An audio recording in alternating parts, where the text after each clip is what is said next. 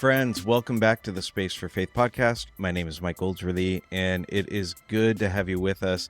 And I am excited to introduce you to a friend of mine who's become a new friend over the last year or two now, I think. So welcome to the podcast, Jon Huckins. Hey, Jon. Great to be here with you, my friend. A gift to be in this virtual space, although I've loved our physical spaces together over the last year, especially. Yeah, you know what's funny is that you and I had some mutual friends who connected us and started chatting. We chatted virtually for a little bit, and then all of a sudden, this year, we hung out 3 times in a short period of time.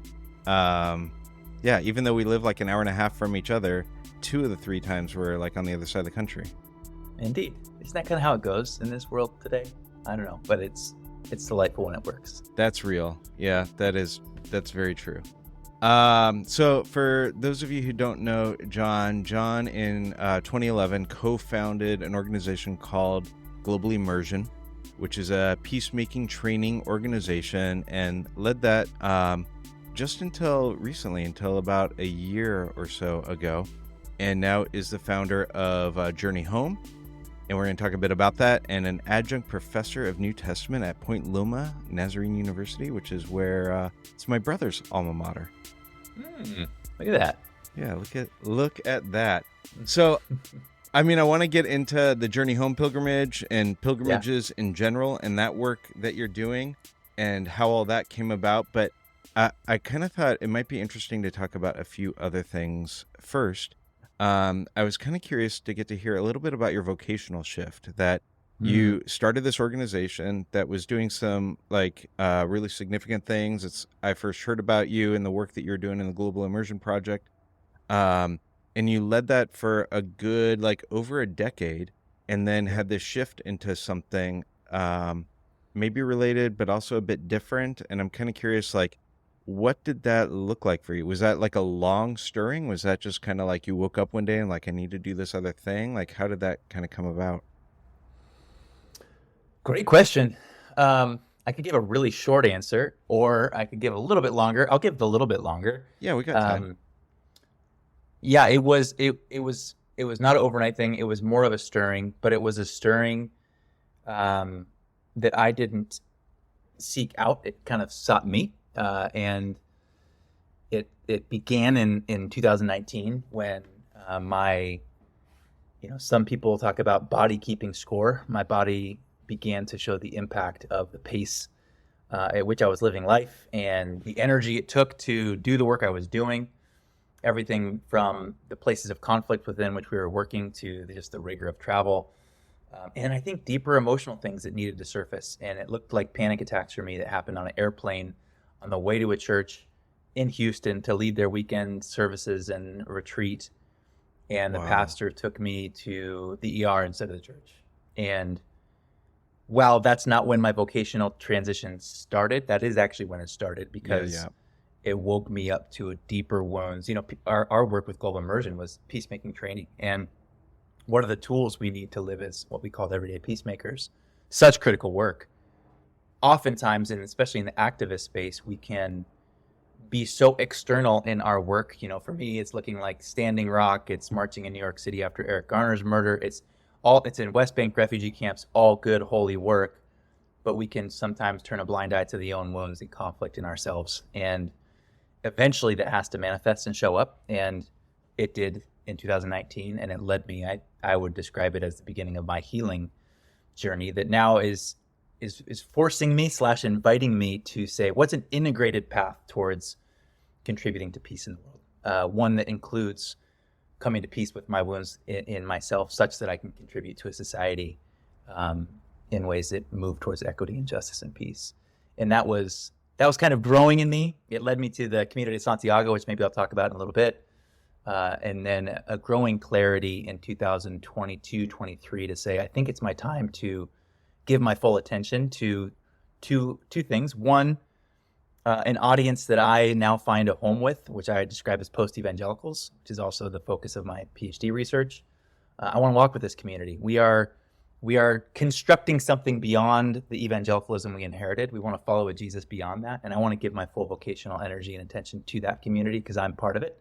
and Journey Home focuses on that. And the other was to have like what is the path for that integrated activism, if you will, both in ourselves and in society. And Journey Home gave a space for that. It was a natural outpouring of global immersion. I think it's an extension of the work I've been doing for over a decade. It's just a bit of a different angle.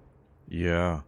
It's wild to me how many folks around our age-ish, and I think you're a little bit younger than me, but in our general kind of like age range, who have some similar kinds of stories. While yours was you were involved in justice work and peacemaking work, I was doing work in the local church, but also had like panic attacks and things like that were a part of like kind of what stirred me into like having to figure out some vocational shifts as well, because I couldn't I was not able to lead in the way that I was leading in a way that was sustainable for me. Yeah. Isn't that interesting how, sorry. No, go ahead. I was going to say, it seems like the challenge and the invitation is to actually come to the end of ourselves, where we have no choice but to reconsider the way that we're living or functioning or leading. And yeah, to hear that trend line, I think among our demographic, especially dominant culture men, who many have inherited these platforms, whether deserving or not. And it can be a very performative kind of leadership, performative kind of faith. And until we get kicked, on our butts, it's like we have a hard time reconsidering what we have, because ego and Christian celebrity and performative faith have, especially in evangelicalism, been such a big deal. Yeah, they really have. There's a certain way that you're expected to show up, and I show up as a 3 on the Enneagram, and so I like have a natural proclivity towards wanting to be a bit performative and wanting to meet people's expectations and show up in a kind of way where I am trying to be the kind of person who I think people want me to be. And so, yeah, that world like worked really well for me in some ways until it didn't. My spiritual director said when I hit that breaking point, he said, "I know you're living through hell right now, but this is the greatest gift you've ever been given, because you just bought yourself 10 more years of actually living wholehearted." He's like, "You could have waited 10 more years to hit this point. So embrace the gift of this decade." And it was hell, and it was one of the greatest gifts I've ever been given. That's really good. Yeah, I'm even thinking like generationally how like maybe the generation above us pushed through that and kept like doing the same thing, right? Our generation hit that and then like use that as this moment to rethink things, and probably the generation after us hopefully will be able to like move forward with maybe a little bit more health as like each generation learns from the mistakes of our predecessors. That's right. Yep. That is our invitation. Gosh, there's so much there that I think we'll lead into what we're going to talk about in a little bit.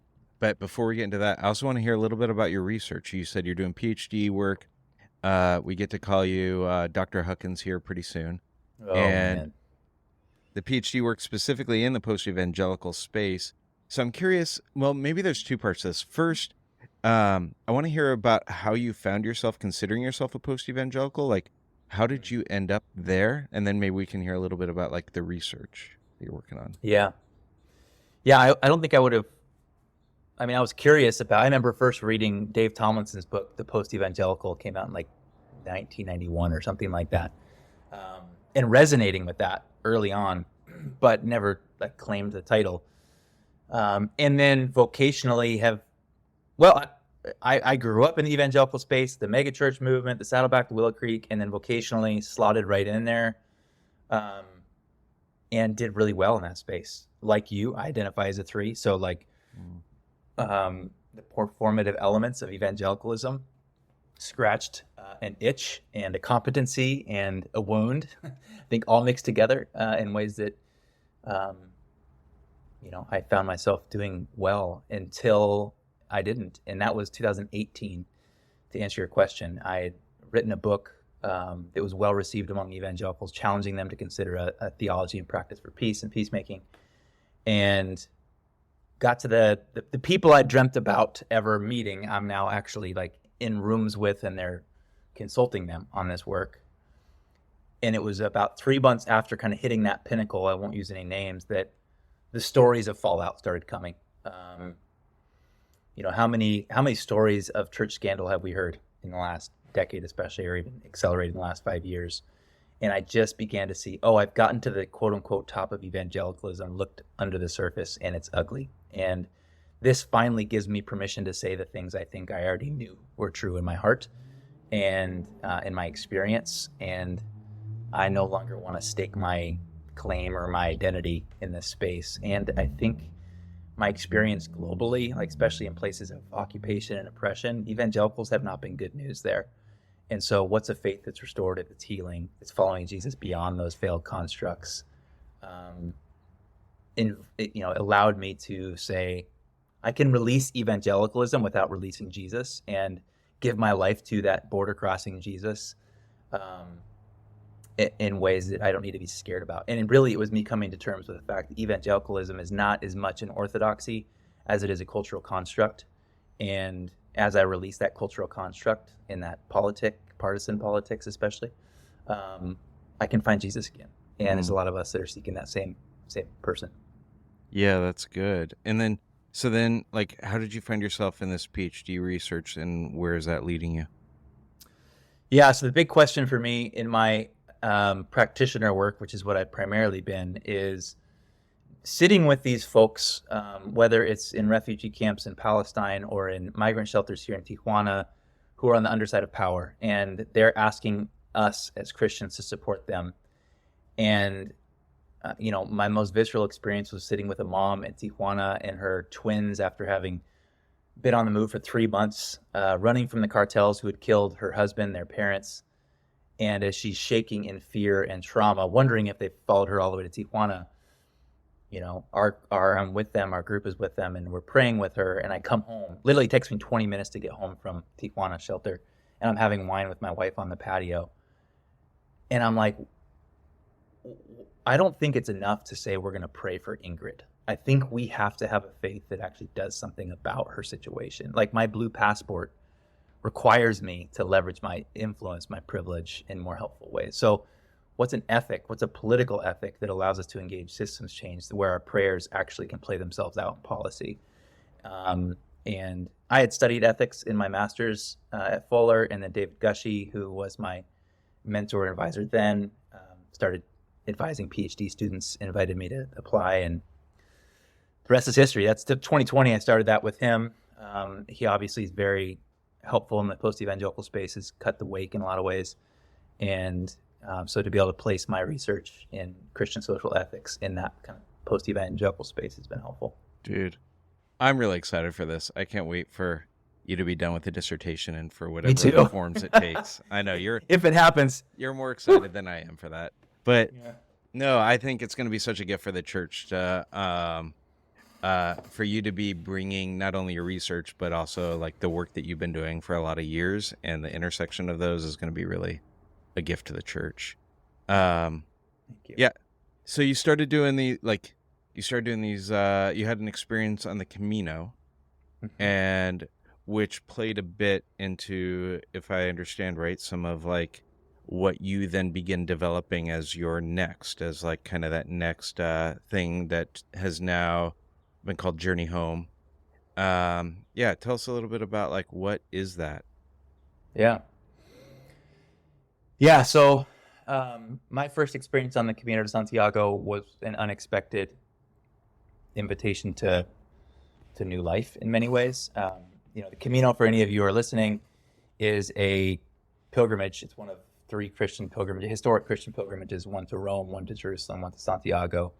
And inherent in pilgrimage is this desire to seek some kind of healing, awakening, transformation. All pilgrims are on the way. And that posture in of itself is so beautiful, right? Your hands are open, your curiosity. Many are hurt, but they're seeking healing. And I just joined in that flow, that 1,000-year flow that people have been walking on this path. St. Francis is thought to have walked this path. And so it's this ancient and present reality. And on it, I just had all these experiences of awakening to the core wounds within myself that animated, I think, a lot of the ways that I projected pseudo-identities into the world. And also found it to be like a counterculture to a lot of the Western leadership paradigms, like where it's about performance, it's about achievement and accomplishment and showing off. And on the Camino, no one gives a crap, to say it nicely, about your resume or your books or your titles. It's like we're fellow pilgrims on the way. And so yes, it was deeply profound to me. I could tell plenty of stories, but I just began to say, I think there's a lot of other, especially dominant culture men like myself, who are in leadership in this post-evangelical space, who could use this kind of experience as well. And so invited a handful of folks, really friends, to go on the journey with me. There was a few presumptions. One, I think we need elders who have gone before us, people who are modeling this, as Rohr talks about, a second half of life, a path towards wholeness, where we release a lot of our ego containers and move towards a more generous, expansive life in faith and leadership. Who are the elders that can walk with us? What's a community of belonging and vulnerability where we don't have to have any pretenses or projections? And then what's pilgrimage? Let's walk together. And so we assembled this little cohort, and it was just liberative and healing and tears and laughter and joy. And it led to the growing vision for what Journey Home is now. It's just to create a space for post-evangelicals to heal soul and society. It's our mission statement. And we do that through pilgrimage on the Camino de Santiago and the U.S.-Mexico border. The Camino pilgrimage cohort is focused on healing those wounds within the soul, finding new life as we move towards second half of life specifically. And the border pilgrimage is focused on asking the question, how are we contributing to a society where everyone has a home? Ultimately understanding that journey home, when we journey home, we're just journeying home to ourselves, who we were created to be all along, our deep belovedness, our true identity. And so that's the metaphor of journey home. And the ones that you're doing at the border are specifically for not necessarily individuals, but like you're partnering with communities and churches to do that kind of work, right? Yeah, exactly. Where the Camino pilgrimage cohort is really focused on faith leaders, and it's not just church folk, it's business folk, but follow Jesus and have some form of leadership. The border pilgrimage is focused on what communities are out there, most specifically post-evangelical communities who are trying to build tools to engage society in helpful and healing ways. So let's get proximate to the pain and the beauty. Here at the border, it's like a little microcosm of so much of a wider crisis of borders we have, ideological, theological, political, relational borders we have that we're navigating.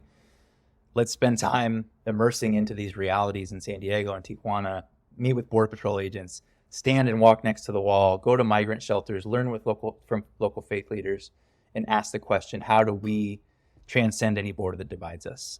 How are we offering a post-evangelical faith that engages society in healing ways? Yeah, that's really good. It's so needed right now too. So specifically the Camino experience that you do then, that one, you're doing that with individuals and you keep using the phrase dominant culture men. What do you mean by that, and why are you focusing specifically there? Yeah, I will give an asterisk there. That's our focus where we've started. And that demographic is going to expand. It's just a matter of when we have capacity for it. But yeah, dominant culture is articulating those of us who have more power relative to others in society. And having worked in hyper diverse spaces and people of color with women who are asking people like me, a white dude, straight guy, to do my own work so that I can contribute to justice and equity and peace. For so many years, I feel like those folks have been asking me and us to do that work. And I'm like, what if this is that space? Like, let's create a safe circle for us to do this work where we can interrogate our allure of ego and Christian celebrity and reputation maintenance and all that kind of thing. And actually journey home to our hearts, find our true identity and who we are as ones deeply loved.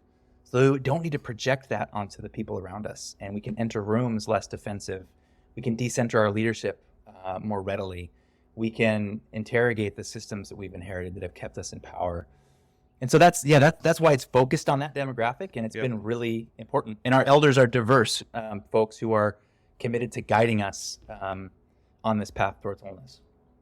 Yeah, like why have you discovered that it's significant to bring folks like that together, like to bring them out of a space that might be a more diverse space where, let's say, that they're with people of color or they're with women, and instead are in just kind of this space on their own with a bunch of like white dudes sitting around a circle having an accountability group. Like, why is that Totally. needed, and how is it different from those sorts of experiences that maybe we've had before?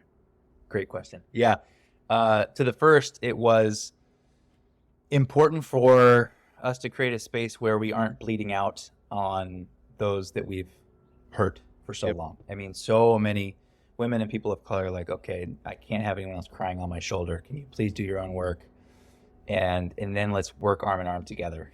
And so a lot of it was that, like, okay, we can't perpetuate the problem or extend the damage. Which, can we just stop there for a second? Yes, I think please. I did not realize how much I was doing that in my own sort of learning and processing journey, where I thought I was doing something good and helpful by asking my friends of color, by asking my queer friends, by what I was essentially doing was asking them to do the work for me and then to tell me like what I need to know and stuff. But originally for me, it was out of like this intention of like, oh, I need to learn from you. And I did not realize what kind of burden I was putting on them in doing that. Yes, absolutely. I mean, I cannot speak firsthand experience, but I can mirror what I've heard. It's so incredibly taxing for them.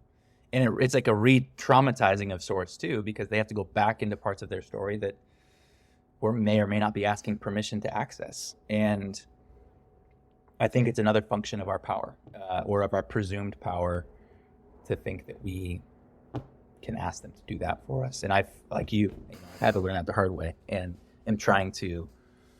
This is one way to try to offer reparations of sorts. Okay. Like, okay, let's find a healthier path here for our own healing. Yeah. So you were saying, I'm sorry to have interrupted you, but like, I just wanted to like stop there for a moment, because No, it's good. I did not realize, it took me a while to like learn and realize, oh, I'm actually like creating more harm by the way I'm engaging in this out of these good intentions, but not recognizing that I was actually doing that. So by having this group, like it's a way to sort of pull out of that, not because we should extricate ourselves from those relationships, but to not put that sort of onus and work over in that space. Yeah, it's actually for the sake of those relationships that we will inherently engage in, and we should, and we are invited, the opportunity to engage in, but we want to engage in them in healthier ways. And so many of us, I think, in the post-evangelical space too, can kind of have this very cerebral kind of orientation to equity, where we've read all the right books and we act like we have all the answers, but it's just another form of projecting, intellectual authority. And we're not doing intellectual gymnastics in this cohort. We're doing actual like formation. We're trying to change who we are on a guttural molecular level, where good knowledge is part of it. Sure. It needs to be more experiential than that, so we actually show up in a different way, not just talk a different way. Yeah. Differentiate between that for me, would you? Like, how is that different than how does like a time in a group like that look different than if we all read, I don't know, whoever's book is the book to read at the time, and then get together to kind of talk about it and process it together? I think, we generally, and this is probably an outpouring of evangelicalism, like if we can get the right answers in our heads, then that's formation, that's discipleship. And if we can circle up and have a book study, I think it's important. I'm not saying it's not important. Sure. I'm doing a friggin' PhD, for crying out loud. So I get it. I just think it can be overdone, and then it can feed. It can check off a box like, oh, we've done our work. Like, I'm there. I get it. I see the history of racism, and I can articulate the chronology of it. What's different about this is we're actually trying to get to the thing beneath the thing, if you will, to use Steve Carter's language. Like, what's underneath the right answers that needs to change in who I am, so that I'm experienced in a different way. Not just that I'm communicating a different message, but that I'm experienced in a way that I don't walk into the room sucking up all the oxygen, presuming I have all the answers. And that takes practice. And so, like, this is a 6-month cohort where we're literally learning from elders and then fleshing out these learnings with weekly practices that inform our day-to-day life in relation to how we orient to women, to LGBTQ folks, to our own identity and our egos, to what leadership looks like, to understanding a vocation, use a lot of Parker Palmer's work, and say, okay, how does that inform how I show up in the room? Not just how do I get all the answers right on this exam. I don't know if that makes sense, but that's what we're shooting for. No, it makes a ton of sense. And yeah, one of the things that's intriguing to me about what you're doing, there's a lot of things that are actually really intriguing to me, but one of them is I feel like in a lot of the circles that I'm in some post-evangelical circles, is there will often be these like pull-asides from other white guys who are trying to figure out how they show up in that space and what their role is in that space. That I feel like there's a couple of things happening. One is that, especially because if we're post-evangelical, we're coming out of evangelical spaces, we are used to being centered in a lot of ways that maybe we didn't realize that we were, and then we become awakened to that, and we're cognizant of that, but we still have like the muscle memory of showing up in ways where it's like that.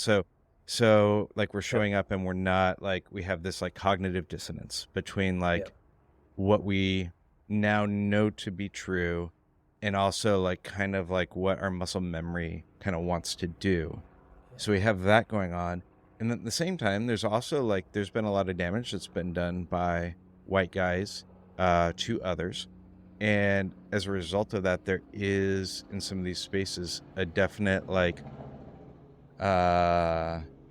hey, we don't need more white guys leading sort of posture, right?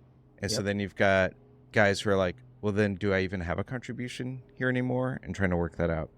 I'm kind of curious if there's other, like, what are some of the themes that you're seeing show up that dominant culture men are having to work through kind of in this season?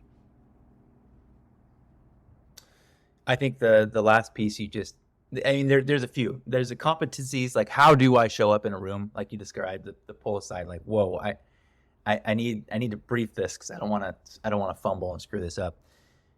There's another, and usually that's out of good intention. Like you can't learn without learning, right? You can't have a different practice without having to confront bad practice. I mean, but we try to do it in the least amount of damage as possible.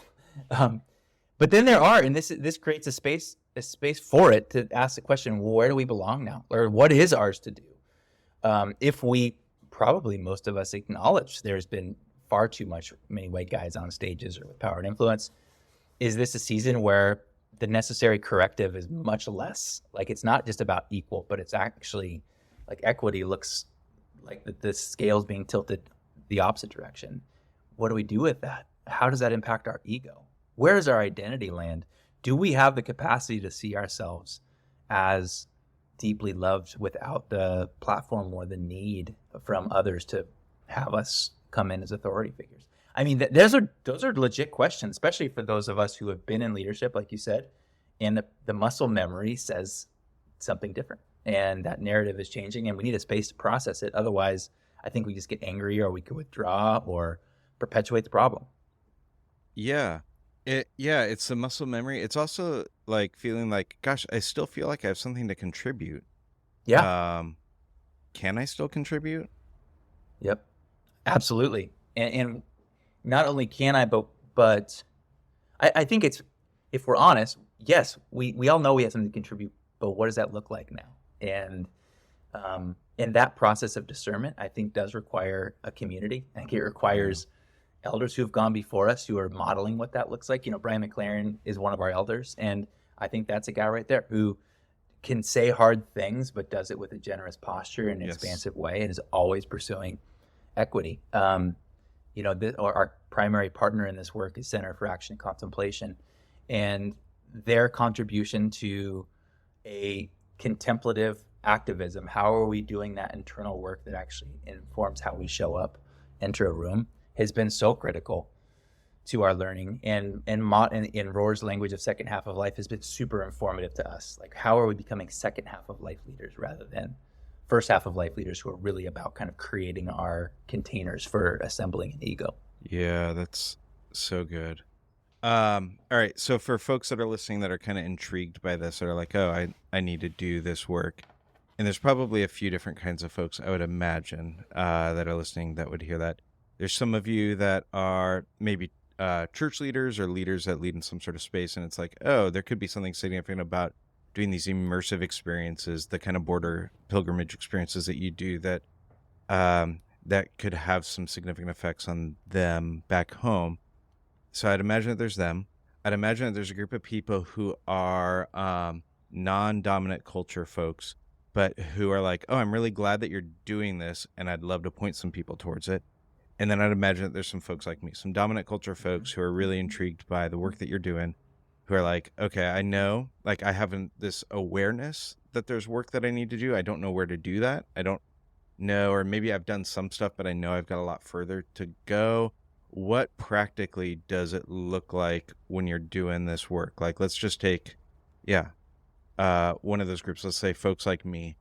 If I'm like, I need to do that work, what practically does it look like? Yeah, I mean, that work falls within what we call our Camino pilgrimage cohort, which is 6 months long, and we receive applications. We go through an application process and actually an interview process to make sure that we're we're asking the right kinds of questions. Have we come to the end of ourselves in some way, whether it's theological or in our bodies, like I experienced, where we're willing to ask some hard questions about how we show up in our second half of life. And it's really important that we have create a culture and environment where we can be vulnerable and real. And so that interview process is really critical. We then start the 6 months. We have an opening retreat in San Diego where we spend a few days together, processing some of our stories and orienting to what this pilgrimage looks like. We have elders that guide that time, which is incredible.